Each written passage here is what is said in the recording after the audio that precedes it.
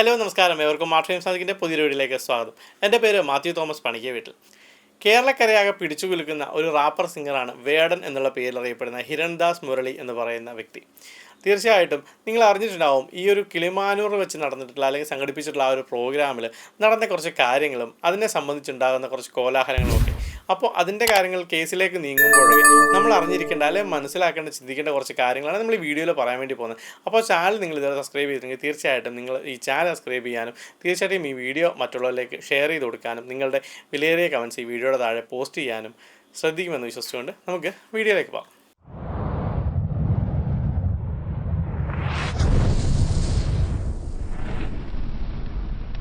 അപ്പോൾ നമ്മൾ ആദ്യം തന്നെ മനസ്സിലാക്കേണ്ടത് ഈ വേടൻ എന്നുള്ള കഥാപാത്രം ആരാണ് എന്നുള്ളതാണ്. ഈ വേടൻ എന്നുള്ള കഥാപാത്രം നമ്മൾ മനസ്സിലാക്കുന്നത് വെച്ച് നോക്കുമ്പോൾ ഹിരൺദാസ് മുരളി എന്ന് പറയുന്ന ആ ഒരു യുവാവാണ്. ഏകദേശം 30-31 വയസ്സോളമുള്ള ആ ഒരു യുവാവാണ്. വളരെ കഴിവുള്ള ഒരു കലാകാരനാണ്. തീർച്ചയായിട്ടും വരികളിൽ തീ പാറുന്ന വരികൾ തന്നെയാണ് തീർച്ചയായിട്ടും എഴുതി വെച്ചിട്ടുള്ളത്.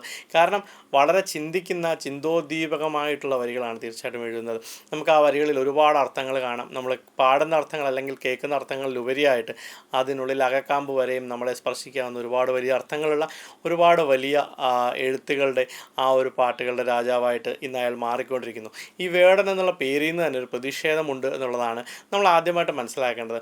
തീർച്ചയായിട്ടും തൻ്റെ സ്കൂൾ കാലഘട്ടങ്ങളിൽ ഈ ഒരു പേര് വിളിച്ച് തന്നെ കളിയാക്കിക്കൊണ്ടിരുന്ന ആൾക്കാരുടെ മുന്നിൽ അല്ലെ സമൂഹത്തിൻ്റെ മുമ്പിൽ നിന്ന് ആ ഒരു പേര് കൊണ്ട് തന്നെ മുൻപോട്ട് നടന്ന് കയറിയ ആ ആളാണ് വേടൻ എന്ന് പറയുന്നത്. തീർച്ചയായിട്ടും നമ്മൾ ഈ വീഡിയോയിൽ ഇനി അദ്ദേഹത്തെ ആ വേടൻ എന്നുള്ള പേരിൽ പരാമർശിക്കുന്നില്ല. കാരണം അദ്ദേഹത്തെ കളിയാക്കിയ ആൾക്കാർ വിളിച്ചിരുന്നു എന്നുള്ളത് കൊണ്ടാണ് നമ്മൾ ഹിരൺദാസ് മുരളി എന്നുള്ളതാണ് നമ്മൾ ഉപയോഗിക്കാൻ പോകുന്ന ആ ഒരു പേര്. അദ്ദേഹത്തിൻ്റെ ശരിയായ പേരും അതുതന്നെയാണ്. അപ്പോൾ അദ്ദേഹത്തിൻ്റെ ആ ഒരു കൃതികളിൽ അല്ലെങ്കിൽ ആ ഒരു പാട്ടുകളിൽ തീർച്ചയായിട്ടും നമ്മൾ കേരളക്കര ഒന്നാകെ അല്ലെങ്കിൽ മലയാളികൾ ഒന്നാകെ പുളകം കൊള്ളുന്നു എന്നുള്ളതൊരു സത്യമാണ്. എന്നാൽ നമ്മൾ മനസ്സിലാക്കേണ്ട ഒരു കാര്യം എന്താണ് കിളിമാനൂർ എന്ന് പറയുന്ന ആ ഒരു സ്ഥലത്ത് സംഭവിച്ചതെന്നുള്ളതാണ്. ഞാൻ കുറച്ച് ദിവസമായിട്ട് വീഡിയോ ചെയ്യാഞ്ഞതുകൊണ്ടാണ് ഈ ഒരു വിഷയത്തിൽ ഡിലേ വന്നത്. കിളിമാനൂർ സംഭവിച്ച ആ ഒരു കാര്യങ്ങളിൽ പലരും പലരുടെ ദേഹത്തേക്ക് പഴികൾ ചേർന്നുണ്ട്. അപ്പോൾ നമുക്ക് എല്ലാവരുടെയും ഭാഗത്തു നിന്ന് ചിന്തിച്ച് നോക്കാൻ വേണ്ടിയിട്ടാണ് ഈ ഒരു വീഡിയോ. ആരെയും ന്യായീകരിക്കാനോ അല്ലെങ്കിൽ ആരെയും പുകഴ്ത്തി പറയാനോ ഒന്നുമല്ല നമ്മൾ നോക്കുന്നത്. എല്ലാവരുടെ ഭാഗത്തു നിന്നും നമുക്ക് ഈ ഒരു പ്രശ്നത്തെ നോക്കിക്കാണുമ്പോഴുള്ള ആ ഒരു കാഴ്ചപ്പാടാണ് നമ്മൾ കാണാൻ വേണ്ടി പോകുന്നത്. ആദ്യമായിട്ട് ഈ ഒരു പ്രോഗ്രാമിന് ഒരുപാട് പേര് വന്നു എന്നുള്ളതും ഈ ഒരു പ്രോഗ്രാം സംഘടിപ്പിച്ചിരുന്നത് ഒരു പുഞ്ച പാടത്ത്, അതായത് ആ ഒരു പാടം പോലെയുള്ള സ്ഥലത്തായിരുന്നു എന്നുള്ളതാണ് സത്യം. കാരണം ഈ ഒരു പ്രോഗ്രാമിന് ഹിരൺദാസ് മുരളി എന്ന ആ വ്യക്തിയുടെ പ്രോഗ്രാമിന് ഒരുപാട് പേര് വന്നു കൂടും എന്നുള്ളത് കൊണ്ട് തീർച്ചയായിട്ടും ആ ഒരു ഓളം പ്രതീക്ഷിച്ചുകൊണ്ട് അവർ ആ ഒരു പാടത്താണ് ശരിക്കും ഇത് സെറ്റ് ചെയ്തിട്ടുണ്ടായിരുന്നത്. പക്ഷേ അവരുടെ കണക്കുകൂട്ടലിനെ ഭേദിച്ചുകൊണ്ട് അതിൻ്റെ തലേന്ന് മഴ പെയ്യുകയാണ്. അപ്പോൾ നമ്മളൊരു പ്രോഗ്രാം സംഘടിപ്പിക്കുമ്പോൾ ഈ ഒരു കാര്യങ്ങളെല്ലാം ഓർത്തിരിക്കണം എങ്കിൽ പോലും അവർ ചിലപ്പോൾ ആ ഒരു കോൺഫിഡൻസിൽ മുമ്പോട്ട് പോയിട്ടുണ്ടാവാം. അല്ലെങ്കിൽ ഇത്രയും ആളുകളെ അക്കോമഡേറ്റ് ചെയ്യാനുള്ള സ്ഥലം ആ ഏരിയയിൽ കാണുന്നില്ലായിരിക്കും. അപ്പോൾ അവർ ആ പാടത്തേക്ക് ആ ഒരു പ്രോഗ്രാം സംഘടിപ്പിക്കുകയാണ്. അപ്രതീക്ഷിതമായിട്ട് തലേന്ന് മഴ എത്തുകയാണ്. അങ്ങനെ നമുക്ക് കാണാൻ പറ്റും ആ വീഡിയോകളിൽ ഒരുപാട് പേര് ഇരച്ച സ്ഥലത്തേക്ക് വന്നുകൊണ്ടേയിരിക്കുന്നത്. കാരണം ഇദ്ദേഹത്തിൻ്റെ പാട്ടും ഇദ്ദേഹത്തിൻ്റെ ഷോയും ഭയങ്കര ഫാൻസ് ഉള്ളൊരു സംഭവമാണ്. ഒരുപാട് പേര് ഈ ഒരു വീഡിയോയ്ക്ക് വന്ന് മിക്കവാറും നെഗറ്റീവും പോസിറ്റീവായിട്ടുള്ള കമൻറ്റ് ഇടും. എങ്കിൽ പോലും സഭ്യമായിട്ടുള്ള രീതിയിൽ കമൻറ്റ് ഇടണമെന്ന് ഞാൻ തീർച്ചയായിട്ടും പറയുകയാണ്. കാരണം ഈ ഒരു പറയുന്ന വിഷയം എല്ലാവരുടെ ഭാഗത്തു നിന്നുള്ള അവരുടെ പോയിൻ്റ് ഓഫ് വ്യൂ നമ്മൾ നോക്കാൻ വേണ്ടി പോവുകയാണ് എന്നുള്ളതാണ്. അപ്പോൾ അങ്ങനെ ഈ ഒരു പ്രോഗ്രാം സംഘടിപ്പിക്കപ്പെട്ടു. അപ്പോൾ നമുക്ക് ഈ ഹിരൺദാസ് മുരളി എന്നുള്ള വ്യക്തിയുടെ ആ ഒരു സൈഡിൽ നിന്നുള്ള പോയിൻ്റ് ഓഫ് വ്യൂവിൽ നോക്കുമ്പോഴേക്കും ആ പ്രോഗ്രാമിൽ തൻ്റെ LED വാളിൻ്റെ പ്രവർത്തകനായിട്ടുണ്ടായിരുന്ന ഒരാൾ ഷോക്കേറ്റ് മരിക്കുകയാണ്. തീർച്ചയായിട്ടും തൻ്റെ കൂടെയുള്ള എന്നുവെച്ചാൽ ഒരു സ്ഥിരം ടീമായിരിക്കും ഇവർ പോയിക്കൊണ്ടിരിക്കുന്നത്. അപ്പോൾ അങ്ങനെ ഒരു സഹപ്രവർത്തകൻ തൻ്റെ സ്റ്റേജിൽ വീണു മരിച്ചു. അദ്ദേഹം അതിന് മുമ്പായിട്ട് സൗണ്ട് ചെക്ക് എല്ലാം ചെയ്ത് കഴിഞ്ഞിട്ട് വളരെ ഇതായിട്ട് ആവേശകരമായിട്ട് ജനങ്ങൾക്കിടയിലൂടെ നടന്നു പോകുന്നതും അവിടേക്ക് ആ സ്റ്റേജിലേക്ക് നടന്നു കയറുന്നതും സൗണ്ട് ചെക്ക് ചെയ്യുന്നതും ഒക്കെ നമ്മൾ ആ വീഡിയോകളൊക്കെ കാണുന്നുണ്ട്. അപ്പോൾ അതെല്ലാം കഴിഞ്ഞതിന് ശേഷം ആ ഒരു സമയത്ത് ഈ ഒരു ഗ്രൗണ്ടിൽ അല്ലെങ്കിൽ ആ ഒരു സ്ഥലത്ത് വെള്ളം കിടന്നത് കാരണം ഈ ഒരു വയറിന് ഷോക്കേറ്റ് ഈ ഒരു വ്യക്തി മരണപ്പെടുകയാണ്. അങ്ങനെ ഒരു വ്യക്തി മരണപ്പെടുമ്പോൾ തീർച്ചയായിട്ടും കൂടെയുള്ള സഹപ്രവർത്തകൻ എന്നുള്ള നിലയിൽ ഈ ഹിരൺദാസ് മുരളി എന്ന് പറയുന്ന വ്യക്തിക്കും തീർച്ചയായിട്ടും അതൊരു ആഘാതമായിരിക്കും. അങ്ങനെ അദ്ദേഹം ആ പ്രോഗ്രാമിൽ പാടാൻ കഴിയില്ല, തൻ്റെ സഹപ്രവർത്തകൻ മരിച്ചുപോയി എന്നുള്ളത് സംഘാടകരെ അറിയിക്കുകയാണ്. അവർ ആ വിഷമത്തിൽ പങ്കുചേരുന്നുണ്ട് എന്നുള്ളതാണ് ഒരു കാര്യം. അപ്പം നമുക്ക് ഈ ഒരു ഹിരൺദാസ് മുരളി എന്നുള്ള ആളുടെ പക്ഷം നോക്കുമ്പോഴേക്ക് തൻ്റെ കൂടെയുള്ള സഹപ്രവർത്തകൻ മരിച്ചു, അതുകൊണ്ട് തനിക്ക് തീർച്ചയായിട്ടും പാടാൻ പറ്റില്ല. കാരണം അദ്ദേഹത്തിൻ്റെ കുടുംബവും അദ്ദേഹവുമൊക്കെ ആയിട്ട് തനിക്ക് ഏറെ വ്യക്തിബന്ധം ഉള്ളതാണ് എന്നുള്ളതാണ് ഒരു സത്യം. അല്ലെങ്കിൽ പോലും ആ വേദിയിലൊരു മരണം നടന്നിരിക്കുന്നു, അതിനെ നമ്മൾ ബഹുമാനിക്കേണ്ടതായിട്ടുണ്ട്. അദ്ദേഹത്തിൻ്റെ ഭാഗത്തു നിന്ന് അത് ശരിയാണ് തീർച്ചയായിട്ടും. എന്നാൽ സംഘാടകരുടെ ഭാഗത്തു നിന്ന് നോക്കുമ്പോഴേക്കും നമുക്ക് മറ്റൊരു പോയിന്റ് ഓഫ് വ്യൂ അവിടെ കാണാൻ പറ്റും. ഒരുപാട് പ്രോഗ്രാമുകൾ ചെറുതും വലുതുമായിട്ട് നമ്മളും സംഘടിപ്പിച്ചിട്ടുണ്ട്. അപ്പം ഇത്ര വലിയ പ്രോഗ്രാമുകൾ അല്ലെങ്കിൽ പോലും ഒരു പ്രോഗ്രാം സംഘടിപ്പിക്കുമ്പോഴേക്കും അതിൻ്റെ പ്രാരംഭഘട്ടം മുതൽ 1, 2, 3 മാസം നമുക്ക് കഷ്ടപ്പാടുകൾ ഉണ്ടാകും തീർച്ചയായിട്ടും.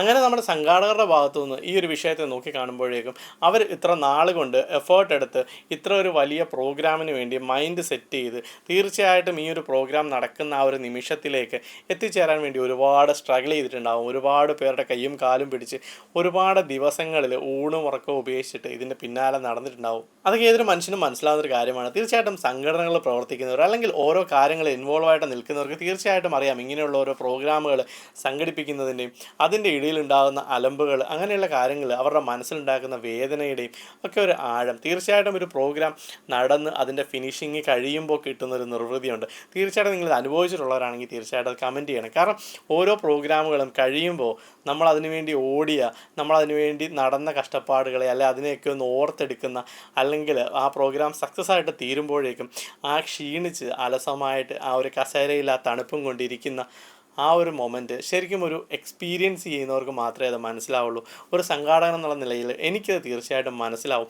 അപ്പോൾ അങ്ങനെ ആ ഒരു പ്രോഗ്രാം അന്നവിടെ നടന്ന് കാണണം എന്നുള്ള രീതിയിൽ ഒരുപാട് അവർ കഷ്ടപ്പെട്ടിട്ടുണ്ട് എന്നുള്ളതാണ് ഒരു സത്യം. അപ്പോൾ അങ്ങനെ ആ ഒരു വേദിയിലേക്ക് ഇങ്ങനെ ഒരു അപ്രതീക്ഷിതമായിട്ടൊരു കാര്യം നടക്കുകയും അതുമൂലം പരിപാടി ക്യാൻസലാകുന്നു എന്നുള്ള രീതിയിലേക്ക് വരുമ്പോഴേക്കും തൻ്റെ മുന്നിൽ കൂടുന്ന ഇത്രയും വലിയ ജനങ്ങളെ എന്ത് ചെയ്യണം എന്നറിയാതെ അവർ പകച്ചു പോകും. കാരണം നേരെ മുമ്പേ വന്നവരുണ്ട്, ഒരുപാട് പരിപാടികളും ക്യാൻസൽ ചെയ്തിട്ടൊക്കെ വന്നവരുണ്ട്, അവരുടെ മുന്നിൽ ഇങ്ങനെ നിൽക്കുകയാണ്. അപ്പോൾ അവരെ സംബന്ധിച്ചിടത്തോളം എങ്ങനെ അവരെ പറഞ്ഞ് കൺവീൻസ് ചെയ്യും എന്നുള്ളത് അറിയത്തില്ല. കാരണം മരിച്ചത് ഹിരൺദാസ് മുരളിയുടെ ടീമിലെ അംഗമാണെങ്കിലും ഈ ഒരു സംഘാടകർക്കിടയിൽ തീർച്ചയായിട്ടും 2 രീതിയിലുള്ള അഭിപ്രായങ്ങൾ ഉയരും. കാരണം ആരോ ഒരാൾ മരിച്ചു എന്നുള്ളത് അവർക്കുള്ളൂ. കാരണം ഏതോ ദേശത്തു നിന്ന് വന്ന ഒരാളാവാം ചിലപ്പോൾ മരിച്ചത്. ഇതൊക്കെ എൻ്റെ ഒരു ഗസ്സാണ്. അല്ലെങ്കിൽ ഇങ്ങനെ ആവാം എന്നുള്ള അവരുടെ ഭാഗത്തു നിന്ന് നോക്കുമ്പോൾ ചിലപ്പോൾ ഇങ്ങനെ ആവാം എന്നുള്ള ചിന്താഗതി മാത്രമാണ്. അപ്പോൾ അങ്ങനെ ഒരാൾ മരിച്ചിരിക്കുന്നു, പക്ഷേ നമുക്കത് ജനങ്ങളോട് പറയാൻ കഴിയില്ല. അതുകൊണ്ട് ഈ പ്രോഗ്രാം കണ്ടിന്യൂ ചെയ്യണം. കാരണം ഇത്രയും രൂപ മുടക്കി ഇത്രയും കാര്യങ്ങൾ ഞങ്ങൾ സെറ്റ് ചെയ്തിട്ടുണ്ട്, സ്റ്റേജ് അങ്ങനെ ഇങ്ങനെ കാര്യങ്ങൾ സെറ്റ് ചെയ്തിട്ടുണ്ട്, അതുകൊണ്ട് ഈ പ്രോഗ്രാം നടത്തണം എന്നുള്ളത് പകുതി സംഘാടകരുടെയെങ്കിലും മനസ്സിൽ വരും എന്നുള്ളതാണ് എൻ്റെ ഒരു കണക്കുകൂട്ടൽ. അതുകൊണ്ടാവണം അവർ കാരണം പറയാതെ ഹിരൺദാസ് മുരളിയുടെ അസൗകര്യം മൂലം ഈ പ്രോഗ്രാം മാറ്റിവെക്കുന്നു എന്ന് പറഞ്ഞത്, അല്ലെങ്കിൽ ക്യാൻസൽ ചെയ്യുന്നു എന്ന് പറഞ്ഞത്. ശരിക്കും സംഘാടകരുടെ ഒരു അലംഭാവം കൂടെ കൊണ്ടാണ് ആ മനുഷ്യൻ മരിച്ചത് എന്നുള്ളതാണ് മറ്റൊരു സത്യം. കാരണം ഇങ്ങനെ ഒരു സാഹചര്യത്തിലേക്ക് നമ്മൾ പ്രോഗ്രാം സെറ്റ് ചെയ്യുമ്പോൾ നമുക്ക് മനസ്സിൽ ചിന്തിക്കേണ്ട കുറച്ച് കാര്യങ്ങളുണ്ട്. കാലാവസ്ഥ അല്ലെ സാഹചര്യങ്ങൾ ഉണ്ടാകുമ്പോൾ ഇങ്ങനെയുള്ള പ്രതികൂലങ്ങൾ ഉണ്ടാകുമോ എന്നുകൂടി ചിന്തിക്കേണ്ടതുണ്ടായിരുന്നു. തീർച്ചയായിട്ടും അവരൊരു നോർമൽ സ്റ്റേജിലോ അങ്ങനെയുള്ള വെച്ച് നടത്തിയിരുന്നെങ്കിൽ, ഓഡിറ്റോറിയത്തിലൊക്കെ വെച്ച് നടത്തിയിട്ടുണ്ടായിരുന്നെങ്കിൽ ചിലപ്പോൾ അങ്ങനെ ഇന്നയാൾ മരിക്കുന്നുണ്ടാവില്ല. കാരണം ഇന്നയാൾ നമ്മുടെ കൂടെ കണ്ടേനും. കാരണം ഇങ്ങനൊരു വെള്ളം ഉള്ള സ്ഥലത്ത് വെച്ച് നടത്തിയത് കൊണ്ടാണ് അദ്ദേഹം മരിച്ചതെന്ന് ഞാൻ വിശ്വസിക്കുന്നു. മൂന്നാമതായിട്ട് നമ്മൾ പ്രേക്ഷകരുടെ അല്ലെങ്കിൽ അവിടെ വന്നിരുന്ന കാണികളുടെ പോയിന്റ് ഓഫ് വ്യൂവിൽ നിന്ന് നോക്കുകയാണെങ്കിൽ നമുക്ക് മനസ്സിലാവുന്ന ഒരു കാര്യം എന്ന് പറഞ്ഞാൽ തീർച്ചയായിട്ടും ഒരുപാട് കാര്യങ്ങളെ ക്യാൻസൽ ചെയ്തിട്ട് ഈ ഒരു പ്രോഗ്രാം ആസ്വദിക്കാൻ വേണ്ടി തങ്ങളുടെ നാട്ടിൽ വന്ന അല്ലെങ്കിൽ തങ്ങളുടെ ആ ഒരു ഏരിയയിലേക്ക് വന്ന അല്ലെങ്കിൽ തങ്ങൾക്ക് എത്തിച്ചേരാൻ പറ്റുന്ന ആ ഒരു ഇടത്തേക്ക് വന്ന ആ ഒരു താരത്തെ കാണുവാനും ആ ഒരു പ്രോഗ്രാം ആസ്വദിക്കുവാനുമായിട്ട് തീർച്ചയായിട്ടും ആ ജനങ്ങൾക്ക് ആഗ്രഹമുണ്ടാവും. അവരെല്ലാവരും അവിടേക്ക് തടിച്ചു കൂടിയിട്ടുണ്ടെങ്കിൽ അവരുടെ ഒരുപാട് നിരവധി ദിവസങ്ങളെ കാര്യങ്ങളുമൊക്കെ അവർ ക്രമീകരിച്ചതിന് ശേഷം അല്ലെങ്കിൽ അവരുടെ വലിയ പരിപാടികളൊക്കെ മറ്റുള്ള പ്രോഗ്രാംസൊക്കെ അവർ ഒതുക്കിയതിന് ശേഷം ഈ ഒരു പ്രോഗ്രാം ആസ്വദിക്കാൻ വേണ്ടി മാത്രമാണ് ഇത്ര ദൂരെ നിന്ന് ആ ചെളിയായിട്ടും അല്ലെ ആ ഒരു വെള്ളമായിട്ടും അവിടേക്ക് എത്തിയതെന്ന് നമുക്ക് തീർച്ചയായിട്ടും മനസ്സിലാവും. അപ്പോൾ അവിടെ ആ ഒരു പ്രേക്ഷകർ അവിടേക്ക് എത്തുമ്പോഴേക്കും അവരുടെ ഉള്ളിൽ ഇത്ര നേരം ഒന്ന് ആനന്ദിക്കാം, ഇത്ര നേരം ഒന്ന് സന്തോഷിക്കാം, ഈ ഒരു പ്രോഗ്രാം കാണാനാണ് പോകുന്നത് തുടങ്ങിയ കാര്യങ്ങൾ അവരുടെ മനസ്സിൽ ഇങ്ങനെയുണ്ട്. അതെല്ലാം കൂടി ഒരൊറ്റ നിമിഷം കൊണ്ട് ഇല്ലാണ്ടായി പോകുമ്പോൾ അവർക്ക് വ്യക്തമായ കാരണം അറിയാതെ ആകുമ്പോൾ അവർ ദേഷ്യം വന്നു തുടങ്ങും. തീർച്ചയായിട്ടും അവർ പ്രതികരിച്ച് തുടങ്ങും. എങ്കിലും ഞാൻ അവരെ ന്യായീകരിക്കുകയല്ല, അവർ പ്രതികരിച്ച് തുടങ്ങും. ഓരോ മനുഷ്യരുടെ രീതികളും ഓരോ രീതികളാണ്. അപ്പോൾ നമുക്ക് പ്രത്യേകിച്ച് ഈ ഒരു തിയേറ്ററിൽ പോയിട്ട് ഇരുട്ട് ഉള്ള സമയത്ത് നമുക്ക് കൂവാൻ ഭയങ്കര മിടുക്കാണ്. കാരണം എല്ലാവർക്കും ഒന്ന് കൂവാൻ തോന്നും. പടം കാണാൻ ഓഫായി കഴിഞ്ഞാൽ കൂവാൻ, പടം ഇറാം നിർത്താം എന്നൊക്കെ പറയാൻ നമുക്ക് തോന്നും. കാരണം നമ്മുടെ മുഖം അവിടെ കാണുന്നില്ല എന്നുള്ളതുകൊണ്ട്. അപ്പോൾ അങ്ങനെ ആൾക്കൂട്ടത്തിൽ നിന്ന് പ്രതികരിക്കുവാൻ ശരിക്കും എല്ലാവർക്കും ഒരു ഇഷ്ടവുമൊക്കെ ഉണ്ട്. അങ്ങനെ ഇത്രയും വലിയ തിക്കും തിരക്കും ആളും കൂടുമ്പോഴേക്കും പലരുടെ രീതിയിലുള്ള പല പ്രതികരണങ്ങൾ പല രീതിയിലേക്ക് മാറും. ഇതൊരു സ്റ്റേജ് പ്രോഗ്രാമുകളോ കണ്ടങ്ങളിലെ പ്രോഗ്രാമുകളോ അതായത് നാട്ടിലെ ഉത്സവങ്ങളിലും ഒക്കെ പങ്കെടുത്തുള്ളവർക്കറിയാം. ഒരാൾ പറയുന്നത് കറക്റ്റായിട്ട് കമ്മ്യൂണിക്കേറ്റ് ചെയ്തില്ലെങ്കിൽ പോലും അവിടെ വലിയ വിഷയങ്ങൾ കറക്റ്റായിട്ട് ഉണ്ടാവാറുണ്ട് എന്നുള്ളത് നമുക്കെപ്പോഴും മനസ്സിലാവുന്നതാണ്. അപ്പോൾ അങ്ങനെയാണ് വലിയ പ്രശ്നങ്ങൾ ഈ ഓരോ സ്ഥലങ്ങളിലും ശരിക്കും ഉടലെടുക്കുന്നത്. ചെറിയ ഓരോ കാര്യങ്ങളിൽ നിന്നാവും അങ്ങനെ ഓരോ പ്രശ്നങ്ങൾ ഉടലെടുക്കുന്നത് എന്നുള്ളതാണ് നമുക്ക് മനസ്സിലാക്കേണ്ട ഒരു കാര്യം. അപ്പോൾ ഞാൻ പറഞ്ഞു വന്നതെന്ന് പറഞ്ഞാൽ കമ്മിറ്റിക്കാർ ഇവരോട് പറയുകയാണ് ഈ ഹിരൺദാസ് മുരളിയുടെ ആ ഒരു അസൗകര്യത്തെ തുടർന്ന് ഈ പരിപാടി ക്യാൻസൽ ചെയ്തു. അവരുടെ സൈഡിൽ നിന്ന് നോക്കുമ്പോഴേക്കും തങ്ങളുടെ ആരുമല്ല മരിച്ചത്, അതുകൊണ്ട് ഹിരൺദാസ് മുരളിയുടെ അസൗകര്യം അദ്ദേഹത്തിനാണ് താല്പര്യമില്ലാത്തത് എന്നുള്ള രീതിയിലേക്ക് വരുത്തി തീർക്കാൻ വേണ്ടി അവരങ്ങനെ പറയുകയാണ്. എന്നാൽ ഹിരൺദാസ് മുരളിയുടെ ഭാഗത്ത് നിന്ന് നോക്കുമ്പോഴേക്കും തൻ്റെ കൂടെ ജോലി ചെയ്യുന്ന തൻ്റെ സഹപ്രവർത്തകൻ മരിച്ചതിനാലാണ് താൻ ഈ പരിപാടി ക്യാൻസൽ ചെയ്യുന്നത്. അപ്പോൾ നോക്കുമ്പോൾ എല്ലാവരുടെയും ഭാഗത്ത് അവരവരുടേതായിട്ടുള്ള ശരികൾ നമുക്ക് കാണാൻ വേണ്ടി കഴിയും. അതിനുശേഷം നടന്നതെന്ന് പറഞ്ഞാൽ ഈ ഒരു ചെളിയുടെ കണ്ടത്തിൽ നിന്നും ഓരോ വലിയ ചെളി ഉരുളകളാക്കിയിട്ട് ആൾക്കാർ സ്റ്റേജിലേക്കും ഒക്കെ എറിയുന്നതാണ്. അവരുടെ രോഷം പല വിധത്തിൽ തീർത്തു.